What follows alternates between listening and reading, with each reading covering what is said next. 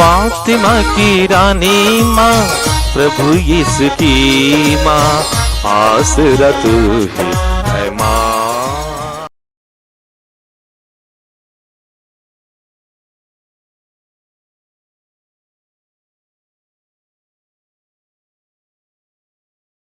पहला पाठ राजाओं का दूसरा ग्रंथ, अध्याय 25, पद संख्याएं 1 से 12 तक। सिदकिया के राज्यकाल के 9वें वर्ष में 10वें महीने के 10वें दिन बाबुल का राजा नबूकदनेस्सर अपनी समस्त सेना के साथ यरूशलेम पर आक्रमण करने आया। उसने नगर के सामने शिविर डाला और उसे चारों ओर से घेर लिया। यह घेराबंदी सिदकिया के राज्यकाल के 10वें वर्ष तक बनी रही। उस वर्ष के चौथे महीने के 9वें दिन नगर की 4 दीवारी में दरार की गई, क्योंकि नगर में अकाल पड़ा था और खाने के लिए लोगों के पास कुछ नहीं रह गया था। यद्यपि खलदाई नगर के चारों ओर पड़े हुए थे, फिर भी सब सैनिक राजकीय उद्यान के पास की 2 दीवारों के बीच वाले फाटक से रात को नगर के बाहर निकले और अराबा की ओर भाग गए। खलदाइयों की सेना ने राजा का पीछा किया और उसे यरीहो के मैदान में घेर लिया। उस समय तक उसकी सारी सेना तितर-बितर हो गई थी। खलदाइयों ने राजा को पकड़कर रिबला में बाबुल के राजा के सामने उपस्थित किया। वहां नबूकदनेस्सर ने सिदकिया को दंडाज्ञा दी और उसके पुत्रों को अपने सामने मरवा डाला। इसके बाद उसने सिदकिया की आंखें निकाली और उसे कांसे की बेड़ियों से बांधकर बाबुल भेज दिया। बाबुल के राजा नबूकदनेस्सर के राज्यकाल के 19वें वर्ष के 5वें महीने के 7वें दिन बाबुल के राजा के सेनापति और उसके अंगरक्षकों के नायक नबूजरअदान ने यरूशलेम में प्रवेश किया। उसने प्रभु का मंदिर, राजा का महल और यरूशलेम के सब घर जला दिए। अंगरक्षकों के नायक के साथ जो खलदाई सेना आई थी, उसने यरूशलेम की 4 दीवारी गिरा दी। नगर में जो निवासी रह गए थे, जो लोग बाबुल के राजा के समर्थक बन गए थे और जो भी कारीगर शेष रहे, उन सबों को अंगरक्षकों के नायक नबूजरअदान ने निर्वासित किया। उसने दाखबारियों और खेतों में काम करने के लिए जनसाधारण के कुछ ही लोगों को छोड़ दिया। प्रभु की वाणी। ईश्वर को धन्यवाद। अनुवाक्य। यदि मैं तुझे याद नहीं करूं तो मेरी जीभ तालू से चिपक जाए। यदि मैं तुझे याद नहीं करूं तो मेरी जीभ तालू से चिपक जाए। बाबुल की नदियों के तट पर बैठकर हम सियोन की याद करते हुए रोते थे। आसपास खड़े मजरू के पेड़ों पर हमने अपनी वीणाएं टांग दी थी। अनुवाक्य। यदि मैं तुझे याद नहीं करूं तो मेरी जीभ तालू से चिपक जाए। यदि मैं तुझे याद नहीं करूं तो मेरी जीभ तालू से चिपक जाए। जो लोग हमें बंदी बनाकर ले गए थे वे हमसे भजन गाने को कहते थे। हम पर अत्याचार करने वाले हमसे आनंद के गीत चाहते थे। वे हमसे कहते थे, सियोन का कोई गीत सुनाओ। अनुवाक्य, यदि मैं तुझे याद नहीं करूं तो मेरी जीभ तालू से चिपक जाए। यदि मैं तुझे याद नहीं करूं तो मेरी जीभ तालू से चिपक जाए। हम पराये देश में रहते हुए प्रभु का भजन कैसे गा कर सुनाएं? यरूशलेम, यदि मैं तुझे भुला दूं तो मेरा दाहिना हाथ सूख जाए। अनुवाक्य, यदि मैं तुझे याद नहीं करूं तो मेरी जीभ तालू से चिपक जाए। यदि मैं तुझे याद नहीं करूं तो मेरी जीभ तालू से चिपक जाए। यदि मैं तुझे याद नहीं करूं, यदि मैं यरूशलेम को अपना सर्वोत्तम आनंद नहीं मानूं तो मेरी जीभ तालू से चिपक जाए। अनुवाक्य, यदि मैं तुझे याद नहीं करूं तो मेरी जीभ तालू से चिपक जाए। यदि मैं तुझे याद नहीं करूं तो मेरी जीभ तालू से चिपक जाए। जय घोष। हालेलुया। उसने हमारी दुर्बलताओं को दूर कर दिया और हमारे रोगों को अपने ऊपर ले लिया। हालेलुया।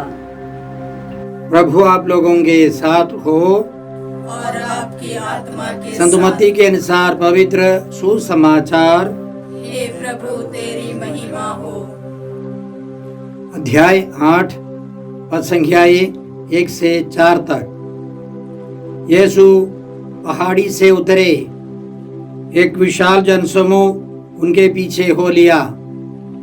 उस समय एक कोढ़ी उनके पास आया और उन्हें दंडवत कर उसने कहा, प्रभु आप चाहें तो मुझे शुद्ध कर सकते हैं।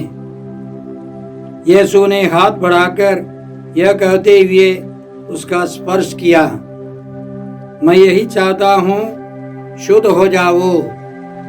उसी क्षण उसका कोढ़ दूर हो गया। यीशु ने उससे कहा, सावधान, किसी से कुछ न कहो, जाकर अपने को याजक को दिखाओ और मूसा द्वारा निर्धारित भेंट चढ़ाओ, जिससे तुम्हारा स्वास्थ्य लाभ प्रमाणित हो जाए। प्रभु का सुसमाचार। हे क्रिस्त तेरी स्तुति हो।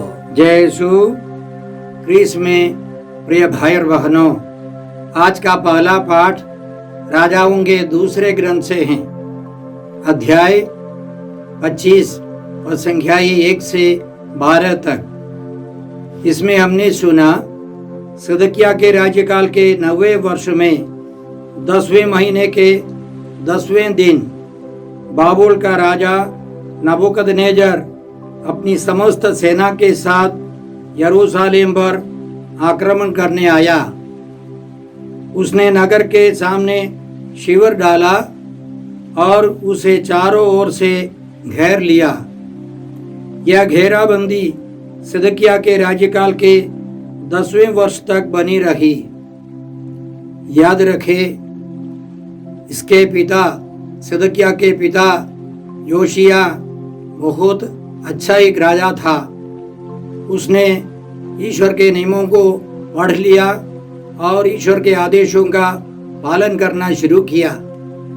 उसने धर्म का पुनरुद्धार किया, परिवर्तन लाया और वहाँ की जनता पास्का पर्व विधिवत करने लगे। और उसके बाद बाबुल के राजा नबूकदनेजर ने सिदकिय्याह को राजा बनाया। कुछ समय तक वह बाबुल के प्रति ईमानदार था, राजा सिदकिय्याह। फिर वह मिस्र की ओर देखने लगा। राजा सिदकिय्याह का मानना था कि मिस्र के राजा सब इस्राएल की रक्षा करेंगे और इसीलिए नबूकदनेस्सर ने आकर पूरा घेराव कर दिया, यरूशलेम को घेर लिया।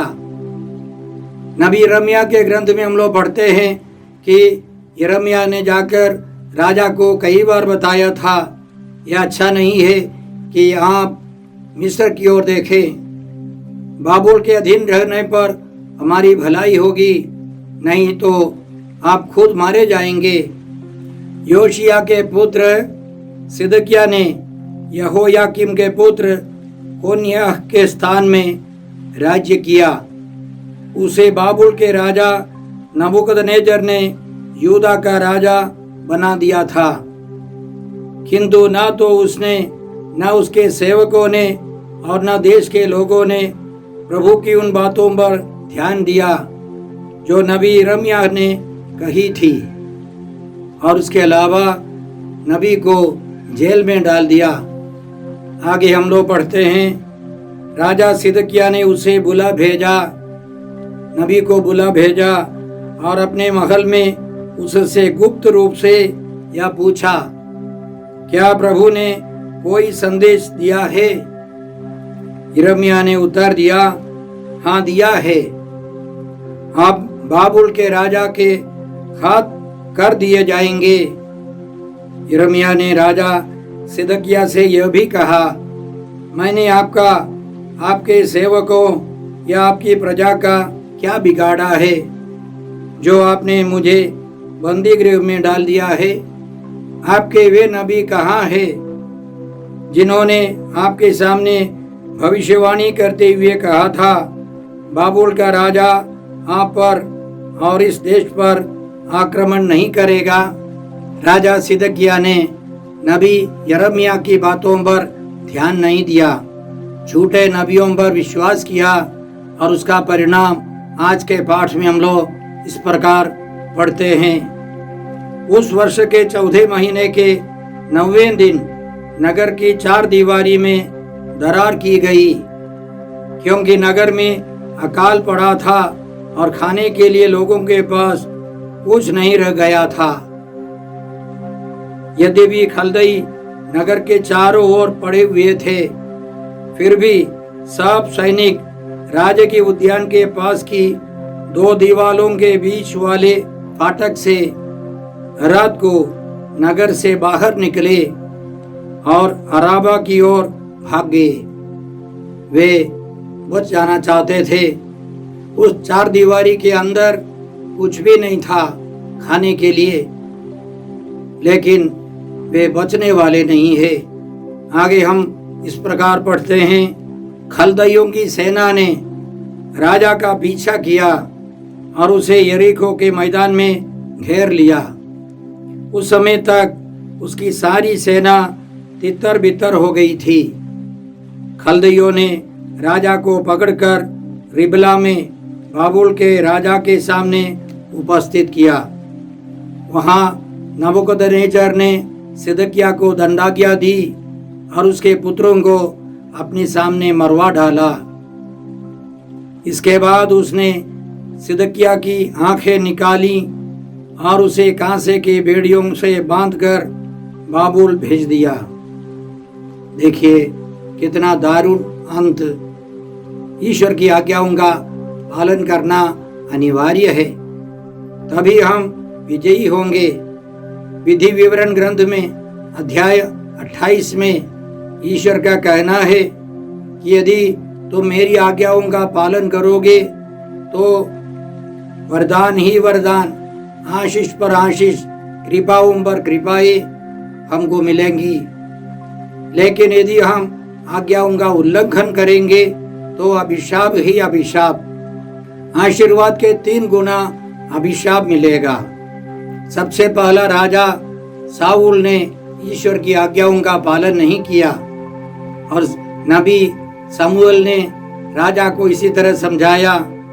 शमूएल के पहले ग्रंथ अध्याय 15 पद संख्याएं 22 और 23 में हम लोग इस प्रकार पढ़ते हैं, आज्ञा पालन बलिदान से कहीं अधिक उत्तम है और आत्मसमर्पण भेड़ों की चर्बी से बढ़कर है, क्योंकि विद्रोह जादू टोने की तरह पाप है। नबी सामुएल ने राजा साउल को समझाया था कि आपको ईश्वर की आज्ञाओं का पालन करना था। फिर राजा साउल ने ईश्वर की आज्ञाओं का उल्लंघन किया और वह राजस्थान से, उस राजा के स्थान से तिरस्कृत हो गया। ईश्वर ने दूसरे एक राजा दाऊद को चुना। तो राजा हो या हमारे जैसे साधारण लोग, हमको ईश्वर की आज्ञाओं का पालन करना है। नबी यिर्मयाह ने राजा सिदकिय्याह को अच्छी बातें, ईश्वर की इच्छाएं, ईश्वर की योजना प्रकट की थी, लेकिन नबी की बात सुनने के लिए राजा सिदकिय्याह तैयार नहीं था। उसका परिणाम देखिए, उसके दोनों बेटे उसके सामने ही मार दिए गए और राजा की आंखें फोड़ी गई और राजा बाद में वहां बुरी तरह मर गया, बाबुल में मर गया। भाई और बहनों, हम ईश्वर से यह कृपा मांगते हैं कि हम ईश्वर की इच्छा और योजना के अनुसार, नियमों के अनुसार जीवन बिताए। पवित्र कलीसिया के द्वारा ईश्वर की इच्छा प्रकट होती है। हमें बाइबल पढ़ना है, साथ साथ कलीसियाओं के नियम कानूनों के अनुसार जीवन बिताना है। हम यह कृपा मांगते हैं। आज के सुसमाचार में हमने सुना कि प्रभु यीशु पहाड़ी प्रवचन के बाद पहाड़ी से नीचे उतरे। रास्ते पर उनके साथ बहुत सारे लोग थे। उस समय एक कोढ़ी प्रभु यीशु के पास आया और उसने दंडवत किया प्रभु यीशु के सामने। संत लूकस के सुसमाचार अध्याय 5 पद संख्या 12 से हम लोग इस प्रकार पढ़ते हैं। किसी नगर में यीशु के पास एक मनुष्य आया जिसका शरीर कोढ़ से भरा हुआ था। वह यीशु को देखकर मुंह के बल गिर पड़ा और विनय करते हुए यह बोला, प्रभु आप चाहे तो मुझे शुद्ध कर सकते हैं। प्रभु यीशु ने उसको छूते हुए कहा, मैं यही चाहता हूँ, शुद्ध हो जाओ। और उसी क्षण वो चंगा हो गया। याद रखे, पुराने व्यवस्थान में किसी चमड़े के रोगी को पुरोहित घोषित करता है कि यह कोढ़ी है। इसी तरह की घोषणा के बाद उसे गांव से दूर रहना है।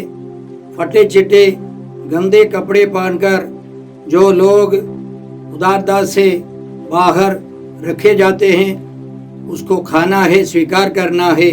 समाज में कोढ़ी को नहीं आना है, कोई भी व्यक्ति उस कोढ़ी को नहीं छूना है। लेकिन इस कोढ़ी के बारे में हम जरूर कह सकते हैं उसका विश्वास था। शायद उसने प्रभु यीशु के पर्वत प्रवचन को सुना था। प्रभु यीशु ने कहा था, धन्य है वे जो अपने को दीनहीन समझते हैं, स्वर्गराज्य उन्हीं का है। धन्य है वे जो नम्र हैं, उन्हें प्रतिज्ञा देश प्राप्त होगा। वह कोढ़ी नम्र हो गया, दीनहीन बना और प्रभु के सामने मुंह के बल गिर पड़ा, साष्टांग प्रणाम किया और विनय करते हुए प्रभु से प्रार्थना की। और उसको समाज में नहीं आना था, फिर भी विश्वास के साथ वो आया, क्योंकि उसको मालूम हो गया यीशु साधारण मनुष्य नहीं है, यीशु ईश्वर है। निर्गमन ग्रंथ अध्याय 15 संख्या 26 में हम लोग ईश्वर की वाणी इस प्रकार पाते हैं। ईश्वर का वादा है, यदि तुम अपने प्रभु ईश्वर की वाणी ध्यान से सुनोगे और उसकी इच्छा पूरी करोगे, उसकी आज्ञाओं और सब विधियों का पालन करोगे, तो मैं वे बीमारियां तुम्हारे ऊपर नहीं ढाऊंगा जिन्हें मैंने मिस्रियों पर ढाही थी, क्योंकि मैं वह प्रभु हूँ जो तुम्हें स्वस्थ करता है। ईश्वर कहता है, मैं वह प्रभु हूँ जो तुम्हें स्वस्थ करता है। यीशु ईश्वर है, यीशु चंगा करने वाले हैं। इसलिए उस कोढ़ी को पक्का विश्वास हो गया कि यीशु ईश्वर है। एक इच्छा होने पर, एक आग्रह पर यीशु रोगियों को चंगा कर सकते हैं। और प्रभु यीशु ने उसके विश्वास के अनुसार यह भी घोषणा की, मैं यही चाहता हूँ, शुद्ध हो जाओ। ईश्वर नहीं चाहता कि हम बीमार रहें, फिर भी हम लोग बीमार पड़ते हैं क्योंकि यह पापमय दुनिया है। मेरे पापों के कारण या अन्य कई लोगों के पापों के कारण हम बीमार पड़ सकते हैं, अन्य कई कारणों से बीमार पड़ सकते हैं, क्योंकि यह दुनिया पापमय दुनिया है। इसमें बहुत स्वार्थता है, लालच है, बेईमानी है। हम बीमार पड़ सकते हैं, लेकिन प्रभु हमको चंगा करते हैं। और प्रभु यीशु ने उस कोढ़ी के विश्वास को देखकर उसको चंगा किया। उस व्यक्ति को चंगा कर प्रभु ने यह अंतिम आदेश दिया, जाकर अपने को याजक को दिखाओ और मूसा द्वारा निर्धारित भेंट चढ़ाओ, इससे तुम्हारा स्वास्थ्य लाभ प्रमाणित हो जाए और तुम समाज में वापस आ जाओ। क्या प्रभु ने गलती की है उसको छूकर? क्योंकि यहूदियों का नियम था कोढ़ी को छूना मना है। सर्वशक्तिमान ईश्वर ने सबों को बनाया है, उसका शक्तिशाली हाथ सबों पर पड़ रहा है। इसलिए कोई भी नहीं कह सकता कि वह कोढ़ी है और यीशु ने कोढ़ी को छू लिया। कब वह कोढ़ी था, कब चंगा हो गया, एक बहुत बड़ा रहस्य है। शब्द मात्र से प्रभु ने उसको चंगा किया, साथ साथ उसको सर्टिफिकेट मिलने वाला है कि वह स्वस्थ व्यक्ति है, वह सामान्य व्यक्ति है। इस चमत्कारी चंगाई के द्वारा प्रभु यीशु हमें क्या सिखाते हैं? हमको भी प्रभु के पास नम्रता पूर्वक जाना है, प्रभु में विश्वास करना है। शब्द मात्र से प्रभु हमको पूर्ण रूप से चंगा कर सकते हैं। संत अगस्तीन का कहना है, एक व्यक्ति जो आत्ममारू पाप से गुजर रहा है वह कोढ़ी के समान है। उसकी आत्मा गल गई है, मर गई है और उसको प्रभु के पास जाना है। प्रभु उसको क्षमा करते हैं, चंगा करते हैं, लेकिन उसको एक पुरोहित के पास जाकर पाप स्वीकार कर पवित्रता का सर्टिफिकेट लेना है। तो क्रिस में प्रिय भाई और बहनों, हम प्रभु यीशु के पास जाए, प्रभु के वचनों को सुने, प्रभु में विश्वास करे, प्रभु की आज्ञाओं का पालन करे, तो पवित्र आत्मा हमको यह आश्वासन देता है। ऐसे संत पेतरुस ने अपने पहले पत्र में लिखा है, आप यीशु के घावों द्वारा भले चंगे हो गए हैं। संत पौलुस रोमियों के नाम पत्र अध्याय 8 पद संख्या 17 में लिखते हैं, यदि हम यीशु के साथ दुख भोगते हैं तो हम उनके साथ महिमान्वित होंगे। कुरिन्थियों के नाम संत पौलुस के दूसरे पत्र अध्याय 1 पद संख्या 6 में हम लोग इस प्रकार पाते हैं, हमारे दुखों के द्वारा दूसरों को सांत्वना और मुक्ति मिल सकती है। इसलिए हम सारे दुखों को, सारे घावों को, सारी बीमारियों को, सारे पापों को लेकर प्रभु यीशु के पास जाए। प्रभु यीशु हमको चंगा करते हैं, पूर्ण रूप से पवित्र कर अपने परिवार के सदस्य बनाते हैं और हम सारी समस्याओं को मानव मुक्ति के लिए, दूसरों की सांत्वना के लिए भी समर्पित करें। आइए हम प्रार्थना करते हैं। हे पिता ईश्वर, हे प्रभु यीशु, हे पवित्र आत्मा ईश्वर, आज के सारे पवित्र वचनों के लिए हम तुझे धन्यवाद देते हैं और तुझसे प्रार्थना करते हैं कि हम भी उस कोढ़ी के समान विनम्र बने, तेरे पास आए, तेरे वचन सुनकर तेरी आज्ञाओं का पालन कर तेरे पास लौट आ सके। हम यह प्रार्थना करते हैं प्रभु क्रिस्त के द्वारा। हमारे प्रभु यीशु क्रिस्त की कृपा, ईश्वर का प्रेम और पवित्र आत्मा का साहचर्य आप सबों को प्राप्त हो। आमीन।